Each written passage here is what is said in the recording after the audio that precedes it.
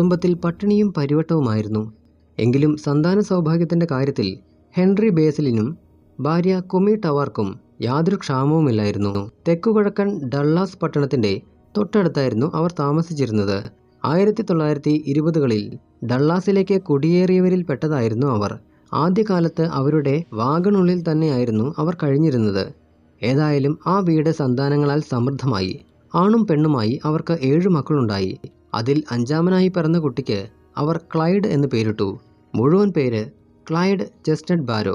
1909 March മാസം 24-ാം തീയതിയായിരുന്നു. പിറന്നു വീണപ്പോൾ അവൻ്റെ കണ്ണുകൾ പാമ്പിൻ്റേതുപോലെയിരുന്നു. അവൻ ക്ഷിപ്രകോപിയായിരുന്നു. കുഞ്ഞായിരിക്കെ തന്നെ കാറുകളും തോക്കുകളും അവന് ഹരമായിരുന്നു. അവ അവൻ കളിക്കോപ്പുകളാക്കി. ഇതിനൊക്കെ പുറമെ അന്യജീവികളെ ഉപദ്രവിച്ച് രസിക്കുക എന്നത് അവന് പ്രിയ വിനോദമായിരുന്നു. കുഞ്ഞുനാളിൽ തന്നെ കോഴിക്കുഞ്ഞുങ്ങളെ പിടിച്ച് അവയുടെ കഴുത്ത് ഞെരിച്ച് കൊന്ന് അവൻ സുഖം കണ്ടെത്തി. ചെറിയ പക്ഷികളെ പിടിച്ച് അവയുടെ ചിറകരിഞ്ഞു കളഞ്ഞ ശേഷം പറക്കാനാവാതെ അവ കഷ്ടപ്പെടുന്നത് കണ്ട് അവൻ ആനന്ദതുന്തിലനായി. അപ്പോൾ അവൻ പൊട്ടിച്ചിരിക്കുമായിരുന്നു. ക്ലൈഡ് എന്ന ഈ പയ്യൻ വളർന്നു വന്നപ്പോൾ അമേരിക്കയുടെ ഏതാനും ഭാഗത്തെ കിടുകിട വിറപ്പിച്ച് കൊള്ളയും കൊലയും നടത്തുന്ന ഒരു കുറ്റവാളി സംഘത്തിൻ്റെ നേതാവായി തീർന്നതിൽ അത്ഭുതത്തിന് അവകാശമില്ലല്ലോ. വാടകയ്ക്കെടുത്ത ഒരു കാർ സമയത്ത് തിരികെ നൽകാത്തതിനെ തുടർന്ന് ക്ലൈഡിനെ 1926-ൽ പോലീസ് അറസ്റ്റ് ചെയ്തു. കുറേ ടർക്കി കോഴികളെ മോഷ്ടിച്ചു എന്നാരോപിച്ച് രണ്ടാമതൊരിക്കൽ അവനെ അറസ്റ്റ് ചെയ്തു. അന്ന് അവൻ്റെ സഹോദരനായ മാർവിനും കൂട്ടാളിയായി ഉണ്ടായിരുന്നു. 1927 മുതൽ 1929 വരെ അവന് നിയമാനുസൃതമുള്ള ജോലി ഉണ്ടായിരുന്നുവെങ്കിലും സേഫുകൾ കുത്തിപ്പൊളിക്കലും കാറുകൾ മോഷ്ടിക്കലും കടകൾ കൊള്ളയടിക്കലും മറ്റും അവൻ നിർബാധം തുടർന്നു പോന്നു. അതുകൊണ്ട് തന്നെ അറസ്റ്റും ജയിൽ ശിക്ഷയും വരിക്കേണ്ടി വന്നതായും വന്നു. 1930 ഏപ്രിലിൽ അങ്ങനെ അറസ്റ്റ് ചെയ്ത ക്ലൈഡിനെ ഈസ്താം പ്രിസൺ ഫാമിലേക്ക് അയച്ചു. അവിടെ വെച്ച് അവനെ നിരന്തരം പീഡിപ്പിച്ച മറ്റൊരു ജയിൽവാസിയെ അവൻ കൊന്നു. ക്ലൈഡിൻ്റെ ആദ്യത്തെ കൊലപാതകം ഇതായിരുന്നു. അതോടെ അവൻ ആളാകെ മാറി. ഒരു സ്കൂൾ കുട്ടിയിൽ നിന്നും മൂർഖൻ പാമ്പിലേക്ക് എന്ന പോലെ. ജയിലിൽ നിന്നും പുറത്തിറങ്ങിയ ക്ലൈഡിൻ്റെ ജീവിതത്തിൽ തികച്ചും അവിചാരിതമായി ഒരു വഴിത്തിരിവുണ്ടായി. അവൻ ഒരു പെൺകുട്ടിയെ കണ്ടുമുട്ടി. നീലക്കണ്ണുള്ളവൾ, പൊക്കം കുറഞ്ഞവൾ. അത് 1930 ജനുവരി 5-നായിരുന്നു. ഒരു അപകടത്തെ തുടർന്ന് വിശ്രമത്തിൽ കഴിഞ്ഞിരുന്ന തൻ്റെ ഒരു സുഹൃത്തായ ക്ലാരൻസ് ക്ലേ എന്നയാളെ കാണാനായി ഹെർബർട്ട് സ്ട്രീറ്റിലെ 105-ാം നമ്പർ വീട്ടിലെത്തിയതായിരുന്നു ക്ലൈഡ്. അവിടെ അവൻ ഒരു പെൺകുട്ടിയെ കണ്ടു. പേര് ബോണി എലിസബത്ത് പാർക്കർ. പ്രത്യേകിച്ച് ജോലിയൊന്നും ഇല്ലാത്തതിനാൽ കൈയൊടിഞ്ഞിരുന്ന ഒരു പെൺകുട്ടിയായ സുഹൃത്തിനെ സഹായിക്കാനെത്തിയ അവൾ താമസിച്ചിരുന്നത് പടിഞ്ഞാറൻ ഡള്ളാസിന് സമീപമുള്ള സിമന്റ് സിറ്റിയിലായിരുന്നു. ക്ലൈഡിന് അന്ന് 19-ഉം ബോണിക്ക് 21 വയസ്സുമായിരുന്നു പ്രായം. പ്രഥമദൃഷ്ട്യാ തന്നെ അവർ അനുരാഗബദ്ധരായി തീർന്നു. ക്ലൈഡ് അവളെ വീട്ടിൽ കൊണ്ടുയാക്കുമ്പോൾ അവളുടെ അമ്മ അടുക്കളയിൽ ചോക്ലേറ്റ് ഉണ്ടാക്കുകയായിരുന്നു. ആ അമ്മയ്ക്ക് ഈ ചെറുപ്പക്കാരനും മകളുമൊത്തുള്ള അടുപ്പത്തിൽ അത്ര താല്പര്യം തോന്നിയില്ല. അതിനൊരു കാരണമുണ്ട്. അവളുടെ അച്ഛനായ ചാൾസ് പാർക്കർ ഒരു ഇഷ്ടിക പണിക്കാരനായിരുന്നു. തൻ്റെ 3 മക്കളിൽ രണ്ടാമത്തവളായ ബോണിക്ക് 4 വയസ്സുള്ളപ്പോൾ അയാൾ മരിച്ചു. ടെക്സാസിലെ റോവനയിൽ ജനിച്ച ബോണിയെയും സഹോദരങ്ങളെയും കൂട്ടി അമ്മ എമ്മ ക്രൗസ് ഡള്ളാസിലേക്ക് കുടിയേറി. അവളുടെ അമ്മാവനായ ഫ്രാങ്ക് ക്രൗസ് ജർമ്മനിയിൽ നിന്നും വന്നതാണ്. ബോണി സ്കൂളിൽ സമർത്ഥയായ ഒരു വിദ്യാർത്ഥിനിയായിരുന്നു. പ്രസംഗം, കയ്യെഴുത്ത് എന്നിവയിലൊക്കെ അവൾക്ക് ധാരാളം സമ്മാനങ്ങൾ ലഭിച്ചിരുന്നു. തന്നെയല്ല, അവൾ നിരവധി നല്ല കവിതകളും എഴുതിയിരുന്നു. ഹൈസ്കൂളിലെത്തി 2-ാം വർഷം അവളുടെ ജീവിതത്തിൽ ഒരു വഴിത്തിരിവുണ്ടായി. റോയി തോർട്ടൺ എന്ന ഒരു പയ്യനെ കണ്ടുമുട്ടിയ അവൾ അവനുമായി പ്രണയത്തിലായി. സ്കൂളിൽ നിന്നും ഒളിച്ചോടിയ അവർ വിവാഹിതരായി. അത് 1926 സെപ്റ്റംബർ 25-ാം തീയതിയായിരുന്നു. അതാവട്ടെ ബോണിയുടെ 16-ാം ജന്മദിനത്തിന് കൃത്യം 4 ദിവസം മുമ്പായിരുന്നു. എന്നാൽ അവരുടെ വൈവാഹിക ജീവിതം സുഖപ്രദമായിരുന്നില്ല. കാരണം ഭർത്തൃമാതാവുമായി ഒത്തുപോകാനാവുന്നില്ല എന്നതായിരുന്നു. അവർ നിയമപരമായി ബന്ധം വേർപെടുത്തിയിരുന്നില്ല എന്നുതന്നെയല്ല, മരിക്കും വരെയും റോയി ഇട്ട വിവാഹമോതിരം അവൾ വിരലിൽ നിന്നും ഊരിയിരുന്നുമില്ല. എങ്കിലും മകളുടെ ഏകാന്തതയ്ക്ക് ഒരു വിരാമമാകുമല്ലോ എന്നോർത്ത് ആ അമ്മ പുതിയ ബന്ധത്തിന് മൗനാനുവാദം നൽകി. എന്നാൽ തികച്ചും അപ്രതീക്ഷിതമായി ബോണിയുടെ വീട്ടിൽ കിടന്നുറങ്ങിയിരുന്ന ക്ലൈഡിനെ പോലീസ് അറസ്റ്റ് ചെയ്തു. ഭവനഭേദനം, മോഷണം എന്നിവയായിരുന്നു കുറ്റം.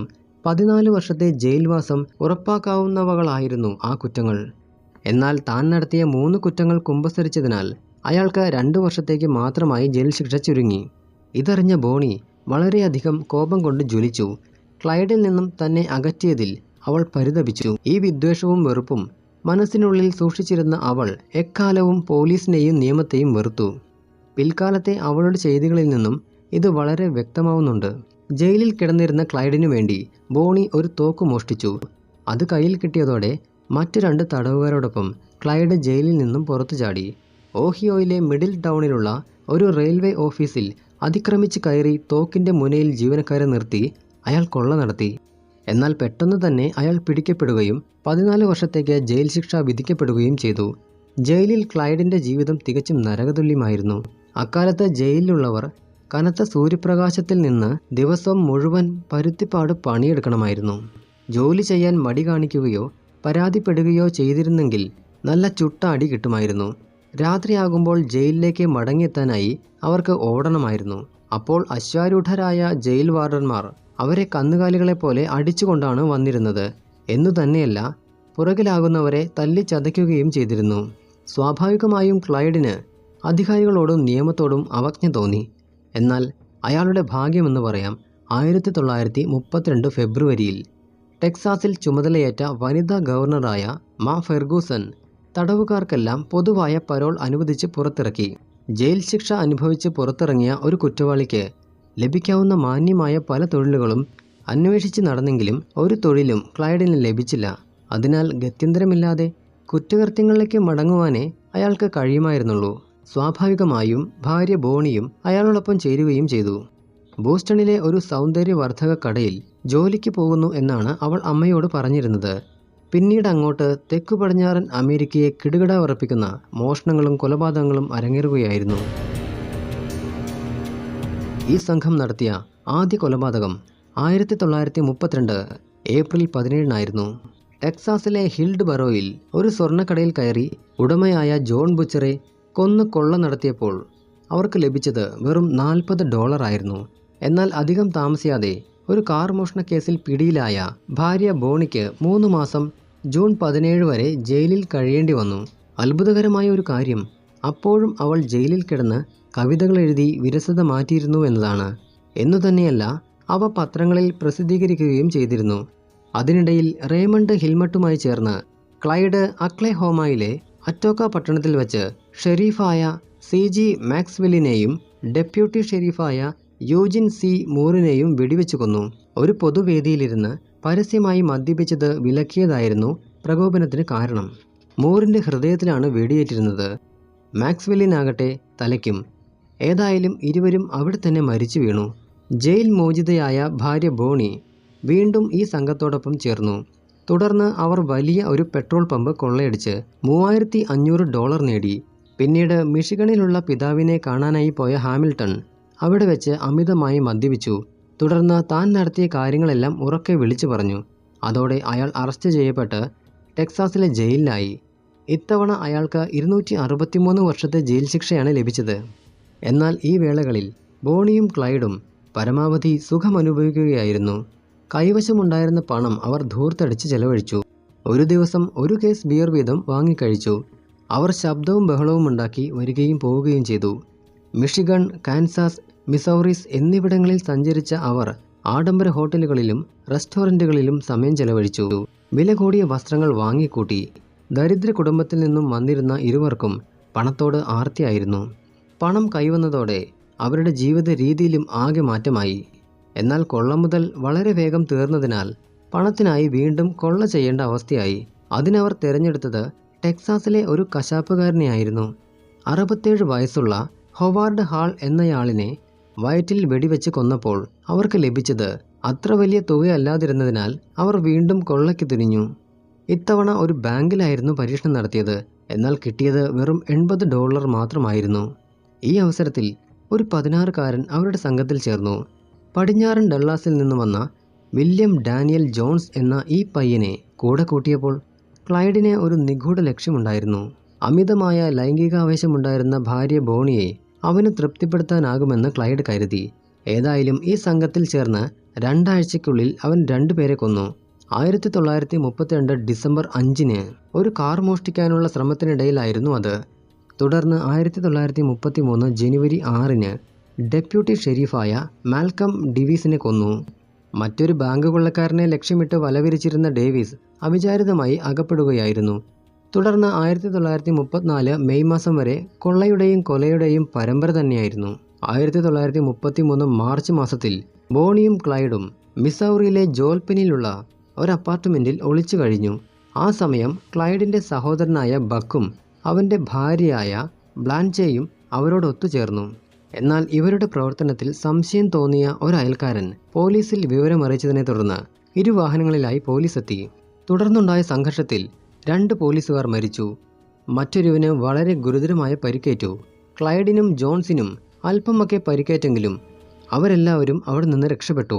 തുടർന്നുള്ള മാസങ്ങളിൽ ലൗസിയാന, ഒക്ലഹാമോ, മിനിസോട്ട, ഇയോവ എന്നിവിടങ്ങളിലൊക്കെ ഈ സംഘം നടത്തിയ അതിക്രമങ്ങളെക്കുറിച്ച് പോലീസിന് വിവരം ലഭിക്കുകയുണ്ടായി. എന്നാൽ ഫലപ്രദമായ മറുപടി ഒന്നും എടുക്കാൻ അവർക്കായതുമില്ല.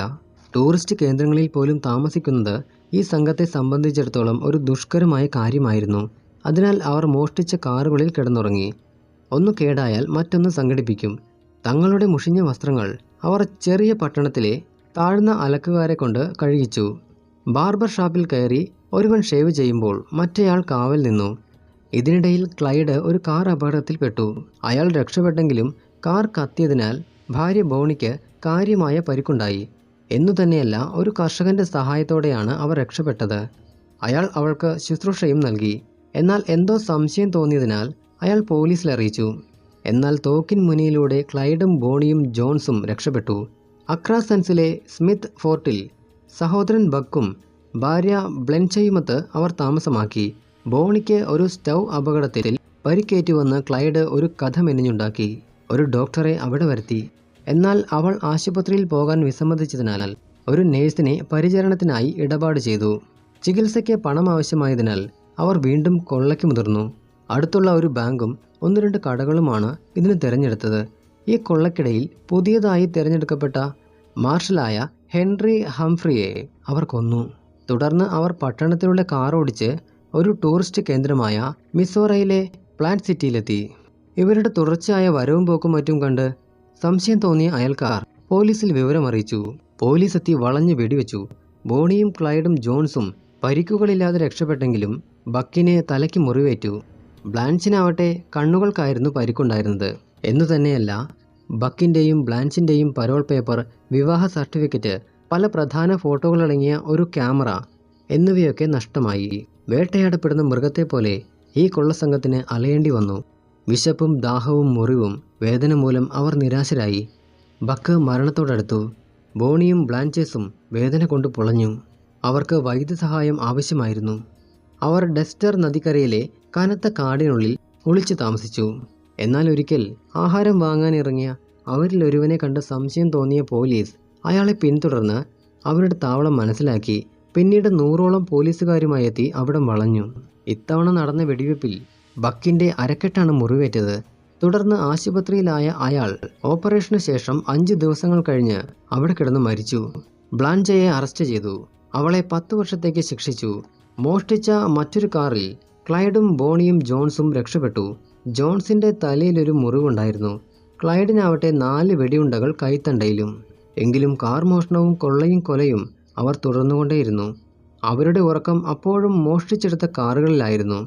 മറ്റു രക്ഷാമാർഗങ്ങളെല്ലാം അടഞ്ഞപ്പോൾ ബോണി ക്ലൈഡിനെ ഒരു സ്ത്രീ വേഷം കെട്ടിച്ചു. പിന്നെ 2 സ്ത്രീകളെപ്പോലെ അവർ സഞ്ചരിച്ചു.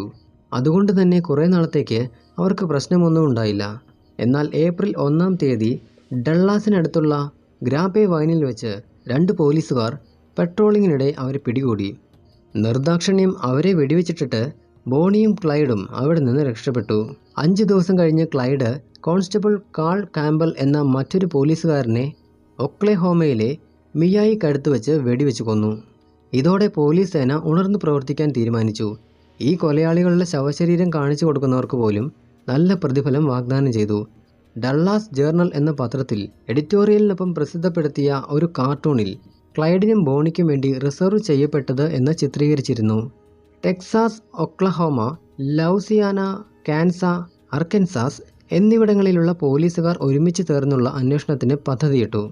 1934 മെയ് മാസം രാവിലെ 9:15 ബോണിയും ക്ലൈഡും മോഷ്ടിച്ച ഒരു ഫോർഡ് കാറിൽ ഗിബ്സ്ലാൻഡിലേക്ക് തിരിച്ചിട്ടുണ്ട് എന്ന വിവരം ലഭിച്ച പോലീസ് കുറ്റിക്കാടിനുള്ളിൽ മറഞ്ഞിരുന്ന് കൊലപാതകികളുടെ കാറിന് നേരെ നിറയൊഴിച്ചു. 130 വെടിയുണ്ടകൾ പായിച്ചതിൽ 50 എണ്ണമെങ്കിലും ആ ദമ്പതികളുടെ മേൽ കൊണ്ടിട്ടുണ്ടാവണം. 17 എണ്ണം ക്ലൈഡിൻ്റെ മേലിലും 26 എണ്ണം ബോണിയുടെ മേലും പതിഞ്ഞിരിക്കാമെന്നാണ് കണക്കാക്കപ്പെട്ടിട്ടുള്ളത്. 2 പേരുടെയും തലയിൽ ധാരാളം ഉണ്ടകൾ തറച്ചിരുന്നു. ഒരെണ്ണം ക്ലൈഡിൻ്റെ നട്ടെല്ല് തകർത്തിരുന്നു. ഇരുവരും സംഭവ സ്ഥലത്ത് തന്നെ വെച്ച് മരിച്ചു. 1934 മെയ് മാസം 23-ന് കൊല്ലപ്പെടുമ്പോൾ ബോണിക്ക് 25-ഉം ക്ലൈഡിന് 23-ഉമായിരുന്നു പ്രായം. ഏതായാലും അവരുടെ മരണത്തോടെ അമേരിക്കയിലെ പോലീസുകാർക്കും സാധാരണക്കാർക്കുമെല്ലാം ഒരു തരത്തിൽ ആശ്വാസമായി. എന്നാൽ അത്ഭുതകരമെന്ന് പറയാവുന്ന മറ്റൊരു വസ്തുത കൂടി ചൂണ്ടിക്കാട്ടേണ്ടതുണ്ട്. അത് കൊടും കൊലയാളികളെങ്കിലും ഇവരോട് സാധാരണക്കാർക്ക് തോന്നിയിരുന്ന സ്നേഹവും ആദരവും മതിപ്പും എത്രയാകുമെന്ന് പറഞ്ഞറിയിക്കാനാവില്ല എന്നതാണ്.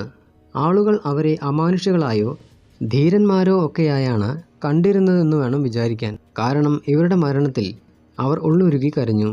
കൊലയാളികളെ കാണാനായി വിവരമറിഞ്ഞ് നിമിഷങ്ങൾക്കുള്ളിൽ ധാരാളം പേർ തടിച്ചുകൂടി. അവർ കാൽനടയായും കുതിരപ്പുറത്തേറിയും വിമാനത്തിലുമൊക്കെയാണ് എത്തിച്ചേർന്നത്. മണിക്കൂറുകൾക്കുള്ളിൽ അങ്ങനെ വന്നവർ ഏതാണ്ട് 12,000-ഓളം വരുമായിരുന്നു. ഈ അവസരത്തിൽ 15 സെന്റ് വിലയുണ്ടായിരുന്ന ബിയറിന് പെട്ടെന്ന് 25 സെന്റായി ഉയർന്നു. അതുപോലെ തന്നെ സാൻഡ്വിച്ചിന്റെ വിലയും കുതിച്ചുയർന്നു. ഡള്ളാസിൽ മാത്രം ഇവരുടെ ചരമവാർത്തയടങ്ങിയ പത്രത്തിന്റെ 5 ലക്ഷത്തോളം കോപ്പികളാണ് ചിലവായത്. ബോണിയുടെയും ക്ലൈഡിന്റെയും ശവശരീരങ്ങൾ അടുത്തടുത്ത് അടക്കാനായിരുന്നു അവർ ആഗ്രഹിച്ചിരുന്നതെങ്കിലും അവളുടെ വീട്ടുകാർ സമ്മതിച്ചില്ല. എന്നാൽ തടിച്ചുകൂടിയ ജനതയുടെ നിർബന്ധത്തിന് വഴങ്ങി അവർക്ക് അവിടെ തന്നെ ശവം അടക്കേണ്ടി വന്നു. 1934 മെയ് മാസം 26-ാം തീയതി ശനിയാഴ്ച 2 മണിക്ക് അവളുടെ ശവസംസ്കാരം അലൻ ഡി ക്യാമ്പലിന്റെ നിർദ്ദേശാനുസരണം ഫിഷ് ട്രാപ്പ് സെമിത്തേരിയിൽ നടത്തി. പിന്നീട് 1945-ൽ അത് ഡള്ളാസിലെ ക്രൗൺ ഹില്ലിലെ സെമിത്തേരിയിലേക്ക് മാറ്റി. ഏതാണ്ട് 20,000-ഓളം ആളുകളാണ് അവളുടെ ശവസംസ്കാരത്തിൽ പങ്കെടുത്തത്. ക്ലൗഡിന്റെ മൃതദേഹം മെയ് മാസം 25 വെള്ളിയാഴ്ച വീട്ടിലെ ചാപ്പലിലെ ശുശ്രൂഷയ്ക്ക് ശേഷം ഡള്ളാസിലെ വെസ്റ്റേൺ ഹൈറ്റ്സിലെ സെമിത്തേരിയിൽ സഹോദരൻ മാർവിനടുത്തായി സംസ്കരിച്ചു. ഇവർ ഇരുവർക്കുമായി ഒരൊറ്റ ഗ്രാനൈറ്റ് ഫലകമേ ഉണ്ടായിരുന്നുള്ളൂ. നേരത്തെ തന്നെ ക്ലൈഡ് തിരഞ്ഞെടുത്തിരുന്ന ഒരു വാചകമാണ് ആ ഫലകത്തിൽ എഴുതിയിരുന്നത്: പോയി, എന്നാലും മറക്കുകയില്ല. ഇവരോട് ആളുകൾക്കുണ്ടായിരുന്ന ആരാധന എത്രയെന്നറിയാൻ അവിടെയുണ്ടായ ചില കാര്യങ്ങൾ അറിഞ്ഞാൽ മതി. കൂടിയിരുന്നവരിൽ ഒരുവൾ ബോണിയുടെ ശവശരീരത്തിനടുത്തെത്തി രക്തം പുരണ്ട അവളുടെ തലമുടിയിൽ നിന്നും കുറച്ച് മുറിച്ചെടുത്തു. പിന്നെ അവളുടെ വസ്ത്രത്തിൽ നിന്നും അല്പം മുറിച്ചെടുത്തു. പിന്നീട് ഇവകൾ ഭീമമായ വിലയ്ക്ക് വിറ്റു അത്രേ. ഒരുവൻ ക്ലൈഡിന്റെ കാഞ്ചു വലിക്കുന്ന വിരലാണ് മുറിച്ചെടുക്കാൻ ആഗ്രഹിച്ചത്. കൂടിയവരിൽ ഒട്ടുമുക്കാൽ പേരും ആ കൊലയാളികളുടെ ശവശരീരത്തിൽ നിന്നും ചോര പുരണ്ട വസ്ത്രത്തിന്റെ അംശമെങ്കിലും എന്തിന്, ഒരുവൻ ക്ലൈഡിന്റെ ഇടത്തെ ചെവിയാണ് മുറിച്ചെടുത്തത്. അപരിചിതർ പോലും അവരുടെ വിലാപയാത്രയിൽ വഴി നീളെ പൂക്കൾ വിതറി. എന്നുതന്നെയല്ല, ഈ ദമ്പതികളുടെ ശവക്കല്ലറമേലുണ്ടായിരുന്ന പൂക്കൾ അവർ പെറുക്കിയെടുത്തുകൊണ്ടുപോയി അമൂല്യനിധിയായി സൂക്ഷിച്ചു. ആൾക്കൂട്ടത്തിലെ തിക്കും തിരക്കും മൂലം ക്ലൈഡിന്റെ സഹോദരങ്ങൾക്ക് പോലും ആ ശവമഞ്ചത്തിനടുത്തെത്താനായില്ല എന്ന് പറഞ്ഞാൽ കാര്യങ്ങൾ ഏതാണ്ട് ഊഹിക്കാമല്ലോ. അടുത്ത വീഡിയോയിൽ മറ്റൊരു വിചിത്രനായ സൈക്കോ സീരിയൽ കില്ലറെ പരിചയപ്പെടാം.